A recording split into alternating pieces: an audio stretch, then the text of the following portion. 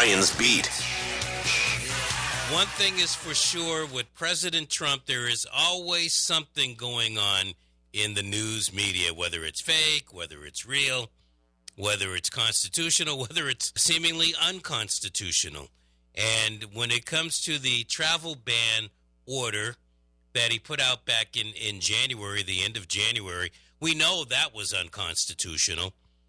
And although the president believed that it was and was going to bear on forward with what he had, yesterday his administration unleashed travel ban order number 2. And the question of constitutionality has already started to come up. I don't know if it is or isn't.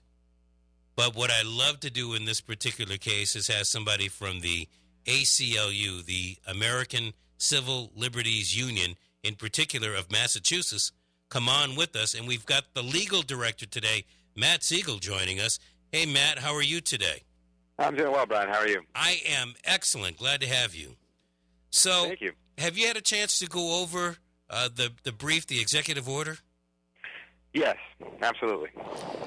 My guess is, by the way that you just said yes, absolutely, A, you're not surprised. You and I have not talked about this yet, okay?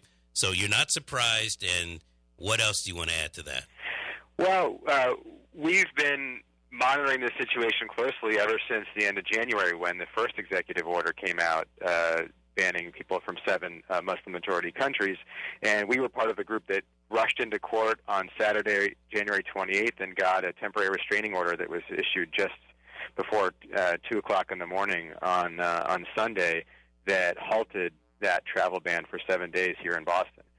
So we've known since then, and since what happened all across the country, that executive order was doomed in court. It was clearly unconstitutional. There were tons of problems with it, and so it's not surprised us that there's a new order. And it's equally unsurprising that the order, although it makes a number of improvements, still has fundamental problems and is still unconstitutional. Well, let's talk about some of those problems.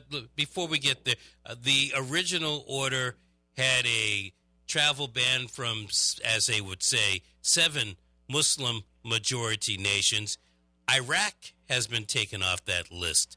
And I find it interesting. It was taken off the list because they have been, as we are told, a key ally in the fight against ISIS. But at the same time, they were key in the birth of ISIS. Well, I mean, you're making a good point, and what that goes to is a larger problem with both the first executive order and this new one, which is that nothing about it really is focused on actual national security concerns. You know, the Iraq exception, as you say, is one piece of evidence for that. But there are others. There's the president's own actions, which is that he said, you know, this was a big emergency and that bad dudes would be pouring into the country, and yet his administration seemed willing to put off issuing this new executive order when he got good press last week about his address to Congress. So, I mean, at every turn, these are actions that are being undertaken for reasons other than protecting Americans and other than national security. Yeah, I did notice that. I'm glad you brought that to light. We thought last Tuesday or last Wednesday the president was going to roll out this executive order, and it actually took until Monday, and differently from the way that he used to do, it, a lot of pomp and fanfare.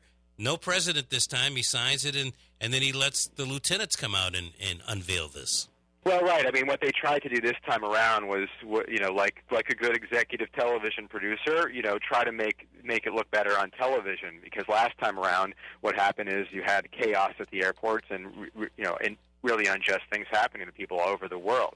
But better television for the president doesn't really change what this is, which is at heart a Muslim ban. And you know, by delaying issuing the new executive order, you know that the president's administration had a lot of time to go and find evidence, if there was any, to support the idea that we ought to ban people from these countries and not others.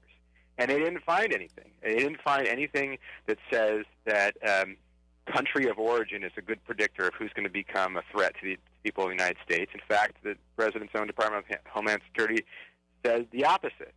So they took all this time, and they came up with essentially nothing in support of this idea. And that's why what we have to go back to is the real reason why these executive orders have been issued, which is that the President made a campaign promise to ban Muslims, and this is part of trying to deliver on that campaign promise, and it's just flat out unconstitutional. Break it down for us. What makes even this travel ban unconstitutional? There are potentially several things, but let's focus on this idea of a Muslim ban, which is the President's own characterization of what he intended to do with first this order that was issued in January, and this is just the latest version of it.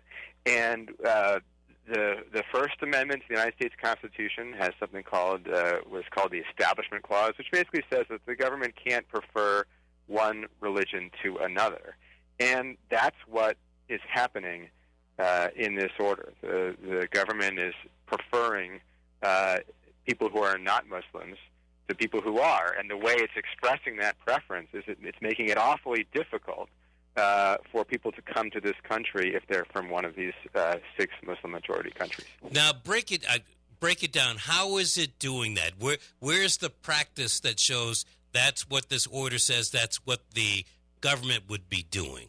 Well, it has to do with the government's intention. So if we, let's take it away from this order for a second. So if you have an employer who's got some employees, it's perfectly fine to fire an employee who misbehaves at work, and under the right circumstances. But if you fire that same employee not for any work-related reason, but because of their religion, well, now you've done something illegal. And so it may be that it's appropriate for governments to take certain actions against certain countries, or to treat to handle immigration based on the facts that you see them. But if the reason you're doing something, even if it's something that would have otherwise been lawful, like firing an employee, but if the reason you're doing it is because of animus or hatred or discrimination against a certain kind of people, then it becomes Brian's Beat.